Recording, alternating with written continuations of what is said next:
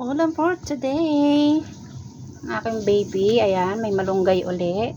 So, sa loob ng isang linggo ay 2 beses lang naman kaming magmalunggay. And, ayan, may nabili kasi akong sariwang tambakol kanina. So, may naglalako dito.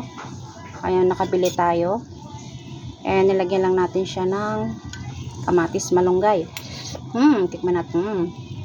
Medyo matabang. So, mag-add lang tayo ng konting patis. Ayan. At mag-add tayo ng konting sinigang. Konti lang. Para may konting asim lang. Kasi parang masarap yung medyo may asim. Wala kasi akong kalamansi. Dapat kalamansi ilalagay ko dito. So, pwede na yan.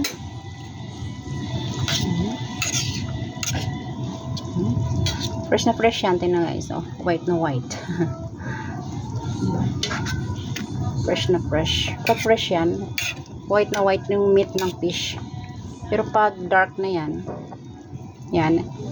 ibig sabihin, hindi na fresh. Ayan, fresh yan. Normal yan yung may black cheese sa gitna.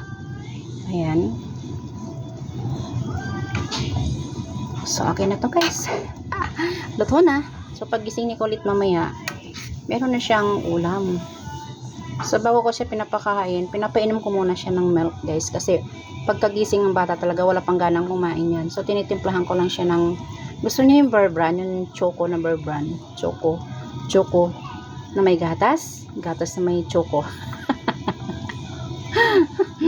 Ay siya, bahala kayo. Basta yun na yun. The best. Okay na guys, luto na.